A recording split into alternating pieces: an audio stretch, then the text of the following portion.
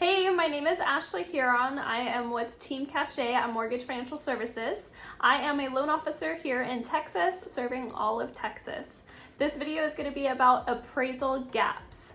So we're going to go over what appraisal gaps are, an example of them, why you should or should not do it, what a partial waiver of an appraisal is.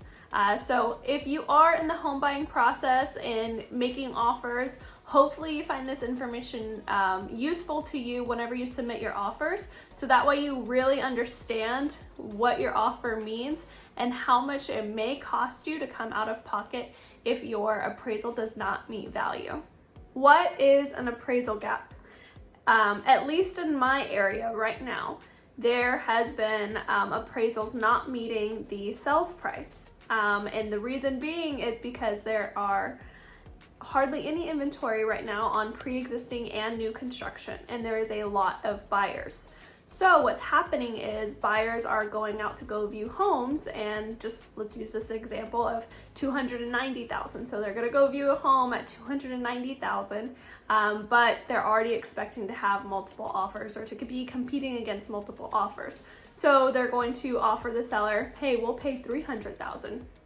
Okay, well, then you get in a situation to where your offer gets accepted, and the appraisal will come in and it's actually appraised at $290,000. Well, you offered them $300,000 and that is now the sales price. That gap between $290,000 versus $300,000 is $10,000. That is what is called an appraisal gap. The gap between the sales price versus the value of the home. And the goal is always, right, to meet value. You want to pay for something of what it's valued at, because the lender will only lend you what the home is valued at. So now you're in the situation to where you're paying $10,000 over than what the home is actually valued at. So let's use that example. So if you're going conventional and you have a 5% down on $300,000, your down payment should be $15,000. If the appraisal comes back at $290,000, then 5% of that is $14,500, okay? That's that down payment for that portion. However, you have a $10,000 gap that you have to make up. So you add $10,000 to that down payment of $14,500. That's your total down payment now for that home because it did not meet value. Why would some people do this? Why would they proceed forward with purchasing the home even though they know that it's not valued right now in the market to meet that? Well, one, they're buying their forever home. So it does not matter to them what it's valued at because this is their dream home. This is their forever home that they're going to be living in. Two, maybe it's an investment property and in the area they could probably get, rent for it, and they can sell it in the future and they know that they're gonna make their money back. So maybe it's an investment property. Three, maybe they're going to be holding on to the home. It's not gonna be their forever home, but maybe they're gonna hold on to it for a little while, and they can actually sell that home for more later on or near whatever that value should have been at. Now, some people are writing in their offers to sellers what's called partial waiver of the appraisal.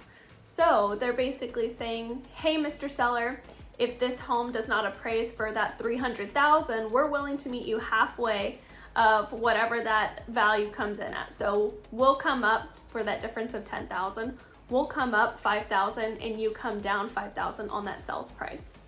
Now, some people are doing complete waivers. So what that means is they're telling the seller, hey, we're willing to pay whatever it comes back at.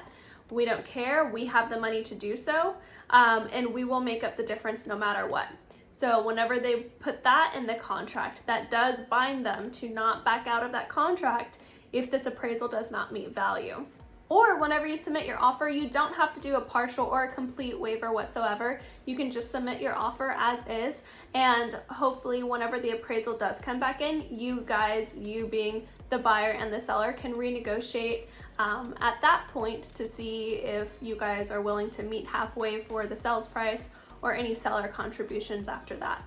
But yeah, so you have the choice of partial, complete waiver, or no waiver, just leave it alone and deal with it whenever the appraisal comes in. So hopefully you found this information very useful, especially if you are in the home buying process right now, because it is really important to understand what you are offering your sellers, because it could cost you a lot of money than you might have expected.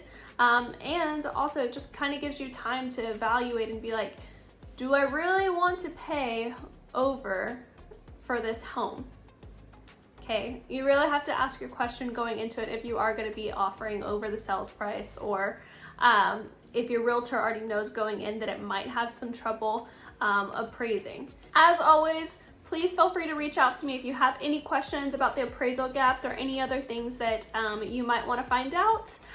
If you are interested in applying to get pre-approved, you can follow my website at ashleylinz.com. On there, you can find all of my contact information to get in touch with me before starting that application process, or you can actually just get started there.